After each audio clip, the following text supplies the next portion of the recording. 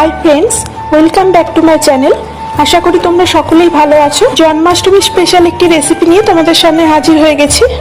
জন্মাষ্টমীতে মালপোয়া অনেকেই ভোগ হিসাবে গোপালের সামনে নিবেদন করে থাকেন, আর এই মালপোয়া প্রায় সবাই বানাতে জানে।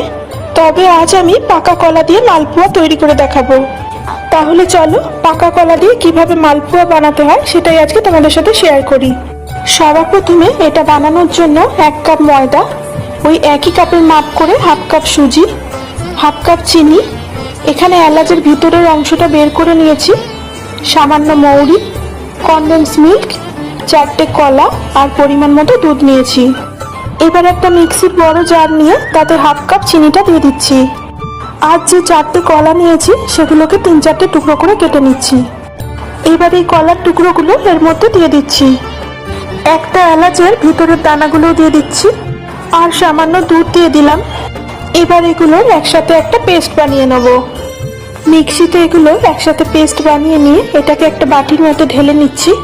এরপর ওই মিশ্রণটার মধ্যে দিয়ে দিচ্ছি 1 কাপ ময়দা, হাফ কাপ সুজি, সামান্য একটু লবণ, হাফ চামচ মৌরি, 4 চামচ কনডেন্স মিল্ক।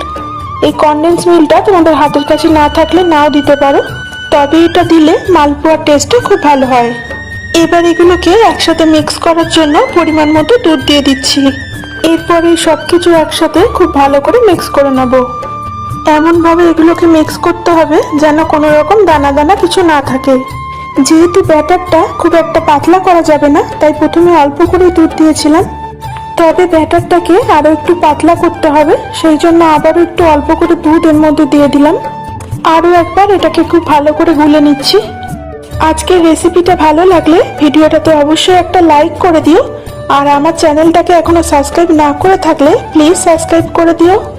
ব্যাটারটা খুব ভালোভাবে মেশানো হয়ে গেছে, আর যাতে খুব ভালোভাবে সেট হয়ে যায় তার জন্য এটাকে 8 ঘন্টা ঢেকে রেখে দেবো। প্রায় 8 ঘন্টা পর এটা খুব ভালোভাবে সেট হয়ে গেছে। যেহেতু এর মধ্যে সুজি দেওয়া আছে তাই সুজিটা ফুলে গিয়ে ব্যাটারটা একটু ঘন হয়ে গেছে, সেই জন্য ব্যাটারটাকে একটু পাতলা করার জন্য আরও একটু দুধ এর মধ্যে অ্যাড করছি। তারপর দুধটাকে আবারও খুব ভালো করে মিশিয়ে নিচ্ছি। মালপোয়া বানানোর জন্য ব্যাটারটা একদম ঠিকঠাক রেডি হয়ে গেছে, খুব একটা পাতলা বা খুব একটা ঘন হয়নি। এরপর কড়াই তেল গরম করে নিয়েছি। এবারে 1 হাতা করে ব্যাটার নিয়ে এই গরম তেলের মধ্যে দিয়ে দিচ্ছি। আমি 2টো করে মালপোয়া একসাথে ভেজে নিচ্ছি। এগুলোর এক পিঠ হালকা করে ভাজা হয়ে গেছে, তাই এগুলোকে উল্টে দিচ্ছি। অপর পিঠটাও হালকা ব্রাউন করে ভাজা হয়ে গেলে এগুলোকে এক এক করে তুলে নেব। এই সময় তেলটা খুব ভালো করে ঝরিয়ে নেব, আর যতটা সম্ভব তেলটা চিপে বের করানো যায় তার জন্য ঝাঁঝরির মতো তুলে নিয়ে খুন্তি দিয়ে একটু ভালো করে চেপে নিচ্ছি। তারপর একটা কিচেন টিস্যুর মধ্যে এগুলোকে তুলে নিচ্ছি।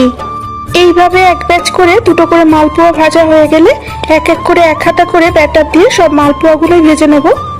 হয়তো অনেকে সাধারণত যেভাবে মালপোয়া বানায় সেভাবেই তৈরি করে থাকো, তবে এইভাবে পাকা কলা দিয়ে একবার বাড়িতে মালপোয়া বানিয়ে দেখো, খেতে কিন্তু সবার খুবই ভালো লাগবে। তবে তোমরা আরও একটু হালকা ব্রাউন করে ভেজেও এগুলোকে তুলে নিতে পারো। এইভাবে সব মালপোয়াগুলোই এক এক করে আমি ভেজে নিয়েছি। দেখতে ভালো লাগার জন্য মালপোয়াগুলোর ওপরে আমি কিছু কাজু বাদামের টুকরো দিয়ে সাজিয়ে দিয়েছি। তাহলে গোপালের জন্য যারা মালপোয়া বানিয়ে থাকো বা বানাবো ভাবছো, তারা একবার একটু অন্য স্বাদের অন্যরকম ভাবে পাকা কলার মালপোয়া তৈরি করে দেখতে পারো। আশা করছি গোপালেরও ভোগ হিসাবে খুবই ভালো হবে। দেখো এগুলো একদম খুবই নরম হয়েছে। রেসিপিটা তাহলে তোমাদের কেমন লাগলো তা অবশ্যই কমেন্ট করে জানিও। আর আজকের ভিডিওটা ভালো লাগলে অবশ্যই একটা লাইক করে সকলের সাথে শেয়ার করে দিও।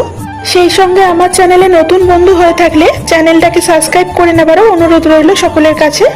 সকলকে শুভ জন্মাষ্টমীর শুভেচ্ছা জানিয়ে আজকের মতো বিদায় নিচ্ছি। ফিরে আসবো আবারও কোনো নতুন রেসিপি নিয়ে। সকলে ভালো থেকো, আনন্দ থেকো। বাই।